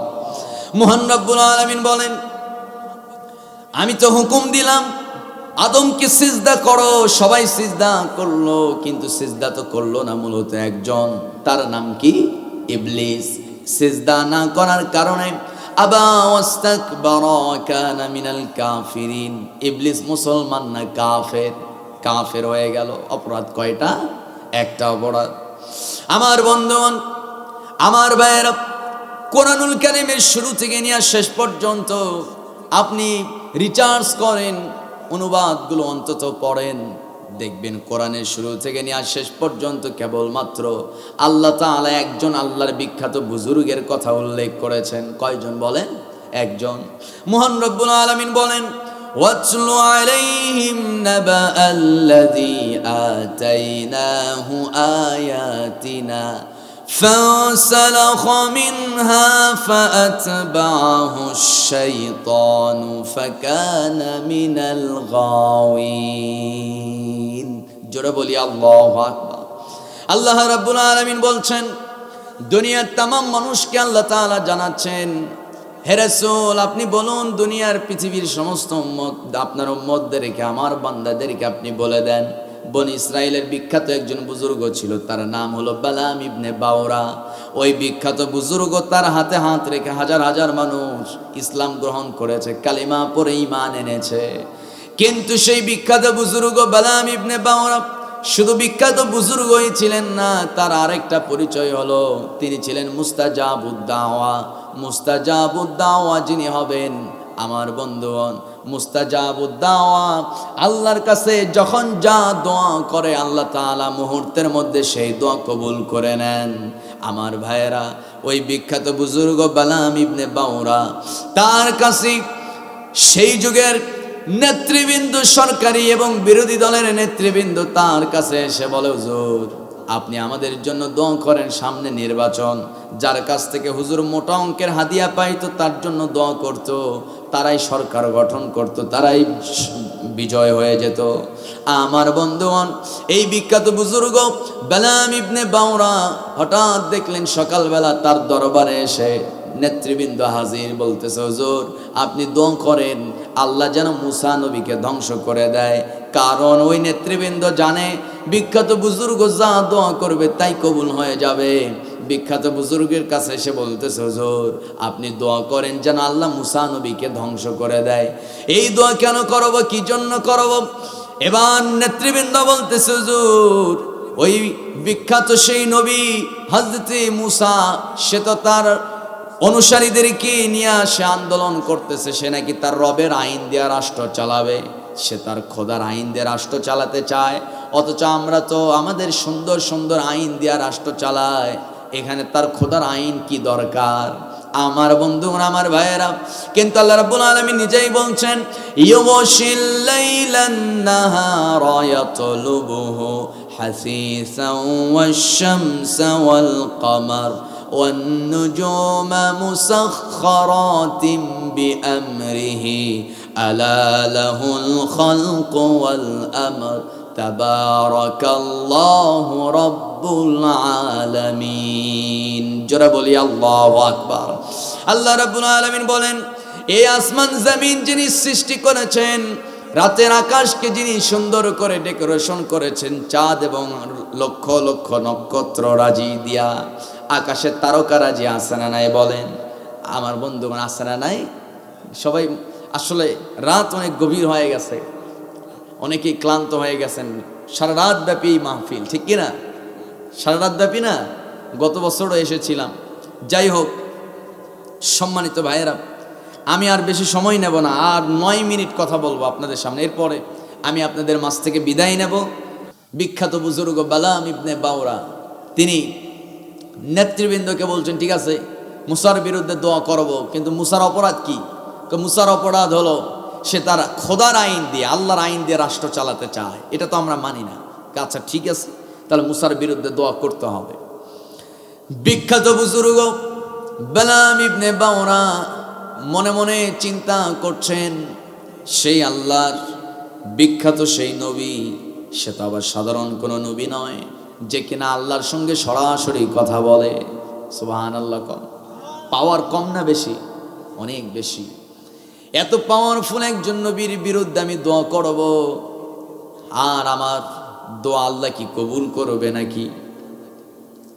কিন্তু তার একটা বিশ্বাস ছিল জীবনে 1000 বার দোয়া করেছি, কোনো দোয়া মিস হয় না। এই দোয়া আবার মিস হবে কেমনে? যদি একবার লাইগা যায়, একবার যদি দোয়া কবুল হয়ে যায়। মুসা যদি মারা যায়, মুসার পরে তো এই দুনিয়া জুড়ে আমার কর্তৃত্ব, আমার নেতৃত্ব এসে যাবে। নাউজুবিল্লাহ পড়েন।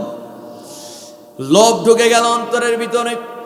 আল্লাহ রাব্বুল আলামিন বলেন, নাবা আল্লাযী আতাইনাহু আয়াতিনা ফাসালাখা মিনহা ফাআতবাহু আশ-শাইতান ফাকানা মিনাল গাওয়িন।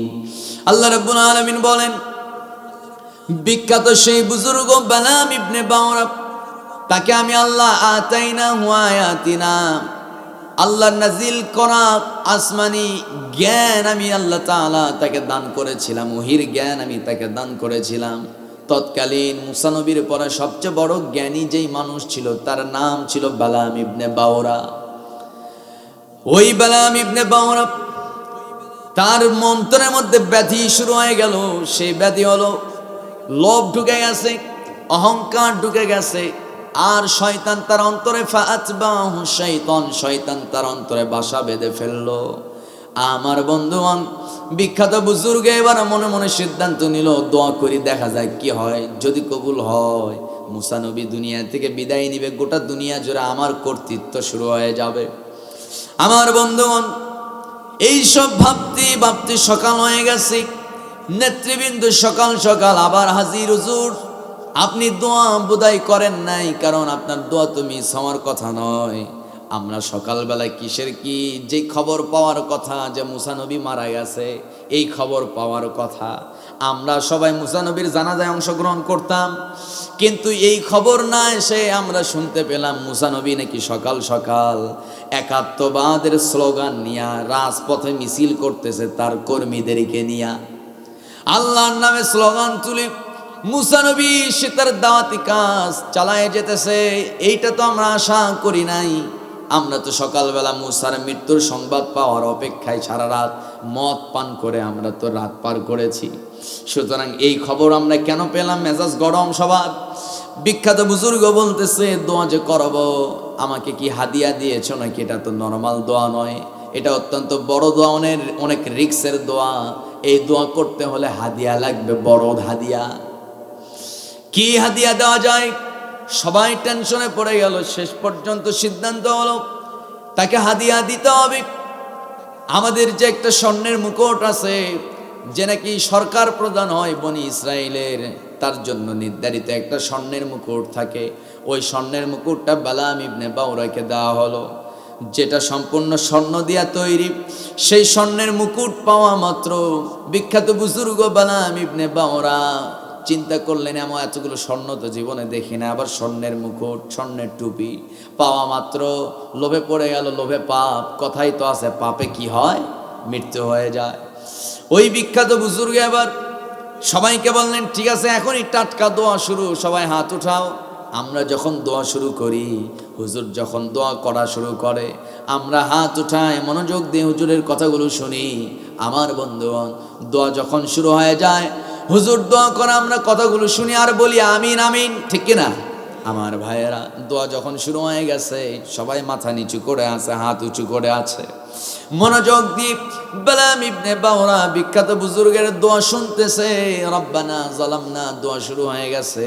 এক পর্যায়ে বিখ্যাত বুজুর্গ দোয়া করতেছে, আল্লাহ, পয়গম্বর মুসা নবীর জুলুমের শিকার হয়ে, তার নির্যাতনে অতিষ্ঠ হয়ে এতগুলো তোমার বান্দা আমার দরবারে এসে তারা তোমার কাছে প্রাণ ভিক্ষা চায়। দয়া করে মুসার নির্যাতন থেকে এদেরকে বাঁচাও, মুসা নবীকে দুনিয়া থেকে ধ্বংস করে দাও। জোরে কর নাউজুবিল্লাহ। কিভাবে উল্টাপাল্টা দোয়া করে! মুসা নবীর অত্যাচারে নাকি এরা অতিষ্ঠ। বুঝতেছেন কথা? আমার ভাইয়েরা, কুয়েটে হামলা করলো কারা আর দোষ চাপায় দেয় কারা? হাসা রামদা বিশাল বড়, আপনারা দেখেছেন। যদি ছাত্র দলের সন্ত্রাসী ক্যাডার বাহিনী যদি ছাত্রদল ৭০ জন ছাত্রকে হামলা নাই করত, তাহলে মাহবুবুর রহমান সহসভাপতি ছাত্রদল, তাকে বহিষ্কার করা হলো কেন? কথা বলেন ঠিক কিনা? সন্ত্রাসের ঠিকানা শিক্ষাঙ্গনে হবে না, সন্ত্রাস মুক্ত শিক্ষাঙ্গন আমরা দেখতে চাই। জোরে আওয়াজ করে বলুন ঠিক কিনা।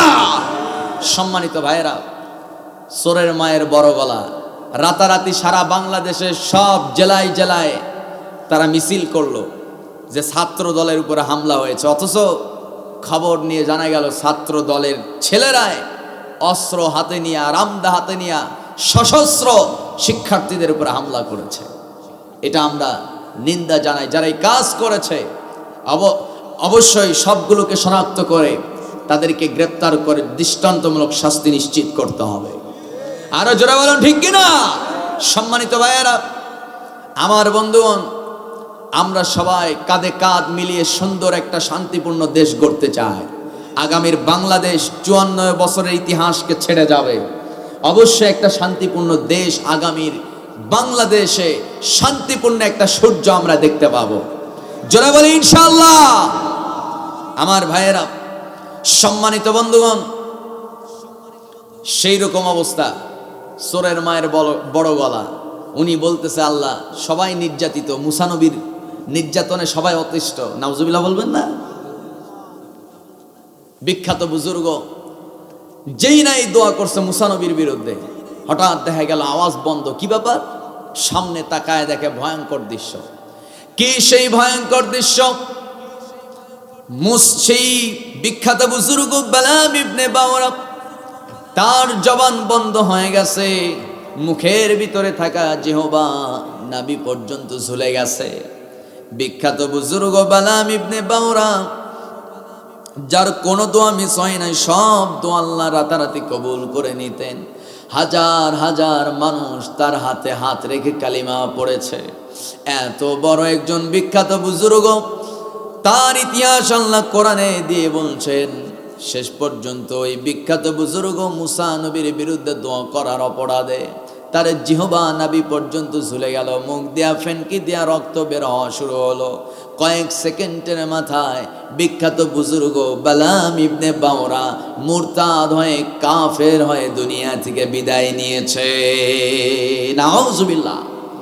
আমার ভাইয়েরা, সম্মানিত বন্ধুগণ, তার মানে হুজুর সাহেব দোয়া করতে গেলেও আপনাকে সাবধানে দোয়া করতে হবে। যেমন তেমন দোয়া করবেন, ঈমান কিন্তু থাকবে না। জোরে বলতে হবে ঠিক কিনা। গত কয়েক মাস আগে একজন বিশাল বড় একজন হুজুর সিনেমা উদ্বোধনী অনুষ্ঠানে উনি দোয়া করতেছে। ডান পাশে নায়িকা, বাম পাশে নায়ক। নায়কের শরীরে যেই জামা আছে তার অর্ধেক জামা নায়িকার শরীরেও নাই। এবার হুজুর সাহেব, মুফতি সাহেব, ঢাকা গুলশানে জুমার খতিব, ভিআইপি একটা মসজিদের উনি হুজুর দোয়া করতেছে। মুফতি সাহেব, আল্লাহ আমি নায়ক নায়িকা সহ আল্লাহ তাআলা সিনেমার কি বলে প্রযোজক কমিটি বৃন্দ সবাইকে নিয়ে আমি তোমার দরবারে হাত তুলেছি। মালিক, জিন্দেগির গুনাহগুলো মাফ করো। রব্বুল আলামিন, আল্লাহ নায়ক নায়িকার হায়াত দারাজ করো, তাদের সিনেমা দুনিয়া জুড়ে ভাইরাল করে দাও। আগামী দিনে আরো নতুন নতুন সিনেমা জাতিকে উপহার দেওয়ার তৌফিক দাও। আওয়াজ করে বলতে হবে সাতক্ষীরাবাসী ঈমান আছে না গেছে? জোরে বলতে আছে না গেছে? আমার ভাইয়েরা, হাদিয়া পাইলেই শুধু যা তা দোয়া করবেন, ঈমান থাকবে না। আপনি যেই নেতার জন্য দোয়া করতেছেন, এমপি পদপ্রার্থী, আল্লাহ তুমি তারে কবুল করো। কোন নেতার জন্য আপনি দোয়া করতেছেন, হাজারবার আপনাকে ভাবতে হবে। এমনও নেতা আছে যার জন্য দোয়া করছেন, ওই লোকটা ক্ষমতায় গেলে ইসলাম তারে জবাই করে। কথা বলেন ঠিক কিনা। আমার ভাইয়েরা, যার তার জন্য দোয়া করা যাবে না, ঈমান কিন্তু থাকবে না। দোয়া করতে হবে নবীর তরিকা অনুযায়ী। আমার ভাইয়েরা, দোয়া নিয়ে তামাশা করার মতো মুসলমান আছে না নাই? আসতে বলবেন না, আছে না নাই? অথচ দোয়া একটা সর্বোত্তম ইবাদত। আপনার ভাগ্যে যদি বড় কোনো দুর্ঘটনা লেখা থাকে, আর আপনি যদি আল্লাহর কাছে দোয়া করার মতো যদি করতে পারেন, চাওয়ার মতো যদি চাইতে পারেন, আপনার ভাগ্য পরিবর্তন হয়ে যেতে পারে দোয়ার বরকতে। সুবহানাল্লাহ। আমার বন্ধুগণ, আমার ভাইয়েরা, গভীর মনোযোগ।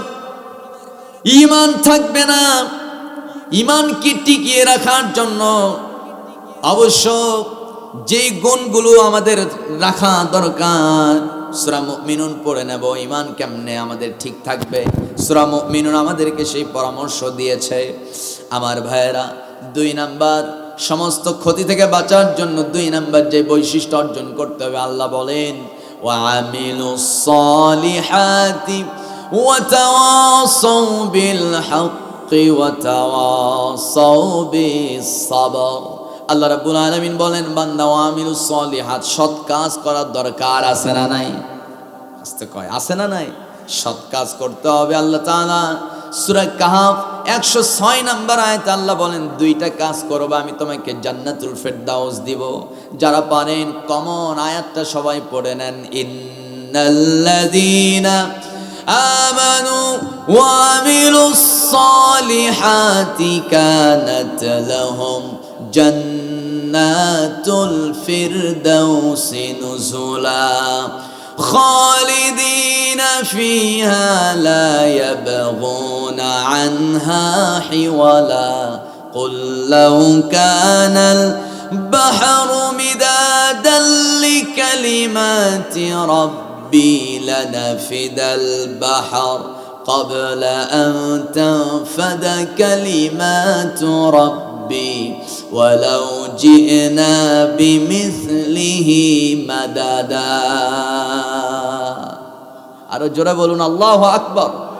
আমার বন্ধুগণ, আল্লাহ তাআলা বলেন, নিশ্চয় যারা কেবলমাত্র ঈমান এনেছে এবং সৎ কাজ করেছে, তাদের জন্য আমি জান্নাতুল ফেরদাউস প্রস্তুত করে রেখেছি। সুবহানাল্লাহ। আমার বন্ধুগণ, সৎ কাজ করতে হবে। সৎ কাজের ব্যাপারে আল্লাহ রাব্বুল আলামিন এক্সেপশনাল কিছু মেসেজ দিয়েছেন। আল্লাহ রাব্বুল আলামিন বলেন, ওয়ামান আহসানু কওলাম মিম্মান দাআ ইলাল্লাহ ওয়া আমিলা সালিহান ওয়া ক্বালা ইন্নানি মিনাল মুসলিমিন। জোরে বলুন আল্লাহু আকবার। আল্লাহ রাব্বুল আলামিন বলেন, ওই ব্যক্তির চেয়ে সুন্দর কথার কার হতে পারে, যেই লোকটা মূলত কেবলমাত্র সৎ কাজ করে এবং আল্লাহর আনুগত্য পোষণ করে, আল্লাহর ইবাদত করে, আল্লাহ যা বলেছেন তাই করে এবং মানুষকে সৎ কাজের নির্দেশ দেয়, আল্লাহর পথে আহ্বান করে। তাকে যখন প্রশ্ন করা হয় তোমার পরিচয় কি, উল্টা পাল্টা পরিচয় না দিয়া সে বলে আনা মিনাল মুসলিমিন, আমার পরিচয় হচ্ছে মুসলমান। সুবহানাল্লাহ কবেন না? আর একটু জোরে বলুন সুবহানাল্লাহ। আমার নবীজি কি কোনোদিন বলছে নাকি, ওরে আমার উম্মতেরা তোমরা পরিচয় দিবা যে তোমরা আহলে হাদিস, হানাফি, ওহাবি, লামাযহাবি, সুন্নি, এসব পরিচয় কি নবী দিতে বলছে নাকি? কথা কয় না, দিতে বলছে?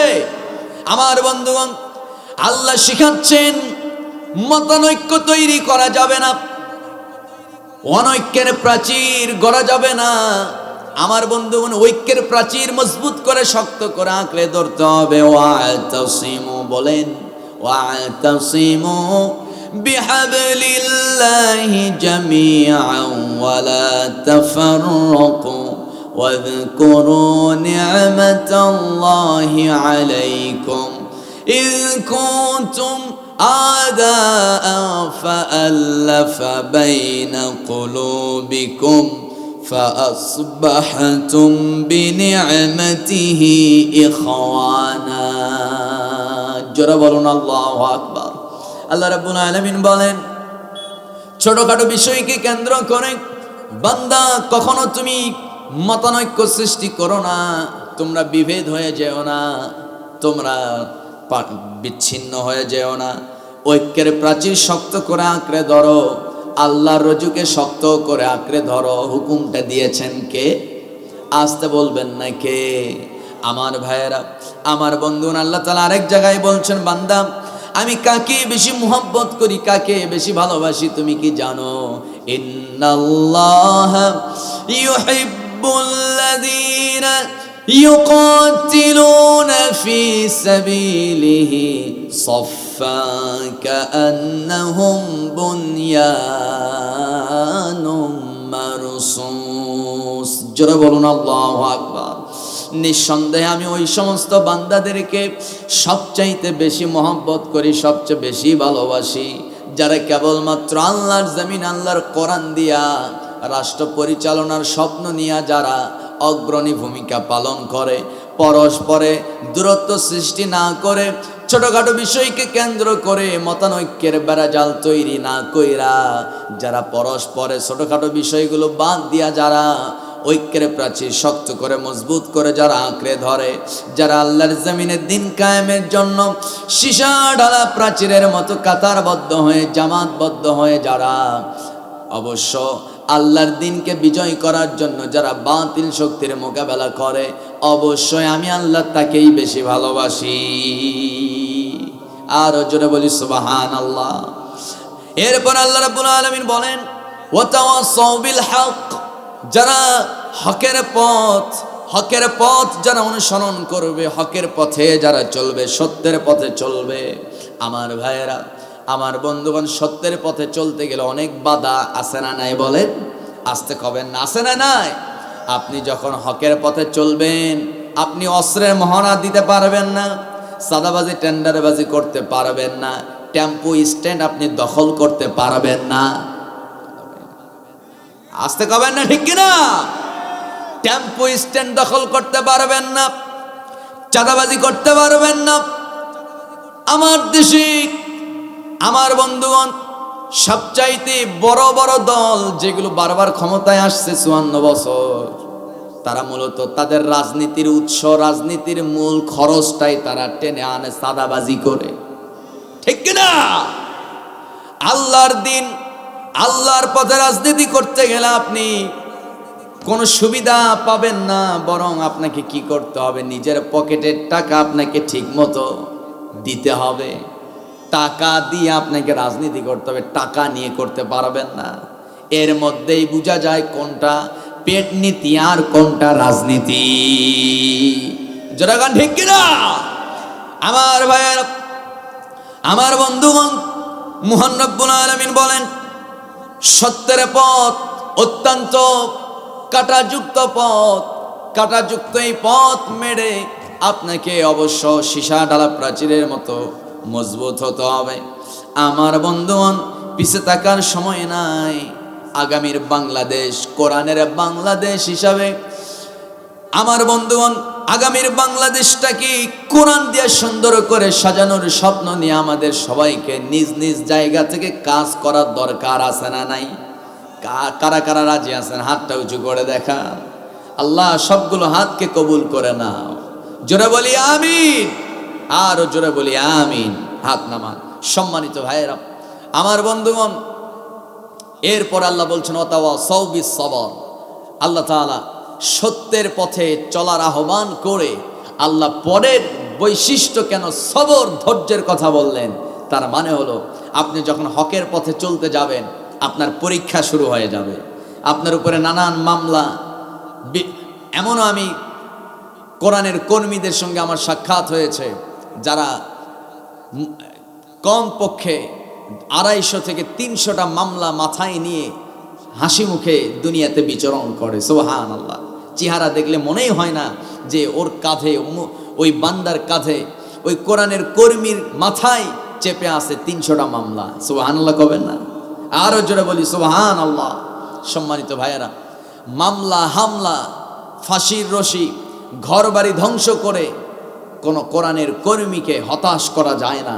কারণ কোরআনের কর্মী যারা কেবলমাত্র আল্লাহর দিনের মুজাহিদ, তারা আল্লাহর পথে থাকতে গিয়া অবশ্যই তারা তাদের ব্যবসা বাণিজ্য চাকরি সব হারাতে প্রস্তুত। তাদের চাকরি যদি চলে যায়, আল্লাহর পথে থাকতে গিয়া যদি ব্যবসা চলে যায়, বাড়িঘর যদি বুলডোজার দিয়া যদি ধ্বংস করা হয়, তারপরেও তাদেরকে হতাশ করা যায় না, তাদের মুখের হাসি কেড়ে নেওয়া যায় না। এমনকি অনেক কোরআনের কর্মী আমরা দেখেছি ফাঁসির রশি সামনে ঝুলতেছে, উনি হাসতেছে। আর যারা বলতে হবে ঠিক কিনা? তার মানে বুঝা গেল ফাঁসির রশি দিয়েও, ফাঁসির রশিতে ঝুলানোর পরও কোরআনের কর্মীদের হাসি কেড়ে নেওয়া যায় না। কারণ কোরআনের কর্মীরা ফাঁসির রশির ওই পারে দেখে আল্লাহর জান্নাত। আরো যারা বলেন ঠিক কিনা? সম্মানিত ভাইয়েরা, ওই জান্নাত আমরা পেতে চাই কি চাই না? আসতে কবেন না, পেতে চাই কি চাই না? আল্লাহ তুমি আমাদেরকে কবুল করো, জোরে বলি আমিন। মাত্র 3 বছরের ব্যবধানে দেখা গেল যেই লোকগুলো তাদের ক্ষমতাকে কাজে লাগিয়ে ইকামতে দিন কায়েমের কর্মীদের বাড়িগুলো বুলডোজার দিয়া মাটির সঙ্গে মিশিয়ে দিয়েছে, 3 বছরের ব্যবধানে দেখা গেল তাদের জুতার ফিতার বড় বড় মূর্তিগুলো বুলডোজার দিয়া দেশের মানুষ সবগুলো মাটির সঙ্গে মিশিয়ে দিয়েছে। ঠিক কিনা? সম্মানিত ভাইয়েরা, আমার বন্ধুগণ, আপনি যদি কাউকে একটা থাপ্পড় মারেন জুলুম কইরা, যতক্ষণ পর্যন্ত ওই থাপ্পড় আপনার গায়ে উল্টা না আসছে আপনার মৃত্যু হবে না, আপনার মৃত্যু হবে না। দুনিয়াতে ওই শাস্তি পেতে হবে। আমার ভাইয়েরা, সম্মানিত বন্ধু, জুলুম করার আগে সাবধান। এতদিন তো আপনারা মজলুম ছিলেন, এখন সুযোগ পায়া আপনারাও জুলুম হয়েন না। ঠিক কিনা? আল্লাহ তাআলা আমাদের সবাইকে সঠিক বুঝ দান করুক, বলি আমিন। আরো জোরে বলি আমিন। আমার ভাইয়েরা, সম্মানিত বন্ধুগণ, ধৈর্যের পরিচয় আমাদেরকে দিতে হবে, কিন্তু আবার ধৈর্যের পরিচয় ওই পর্যন্ত নয় যে শুধু ধৈর্য ধরবো আর মার খাবো, ধৈর্য ধরবো আর মার খাবো না। যারা মারবে তাদেরকে মারতেও হবে, এই নির্দেশও আছে কার? আল্লাহ। আল্লাহ রাব্বুল আলামিন বলেন, লাস্ট কথা, ইন্নাল্লাহা আশতারা মিনাল মুমিনিনা আনফুসাহুম ওয়া আমওয়ালাহুম বিআন্না লাহুমুল জান্নাহ। জোরে বলি আল্লাহু আকবার।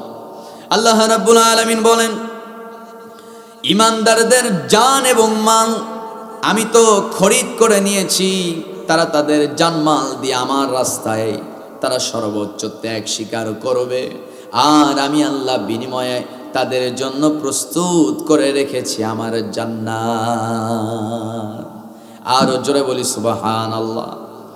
আমার ভাইয়েরা, আমার বন্ধুগণ, সেই জান্নাত আল্লাহ রাব্বুল আলামিন সবাইকে দিবেন না। এই জান্নাত পেতে হলে অবশ্যই পরীক্ষা দিতে হবে, জান দিতে হবে, মাল দিতে হবে।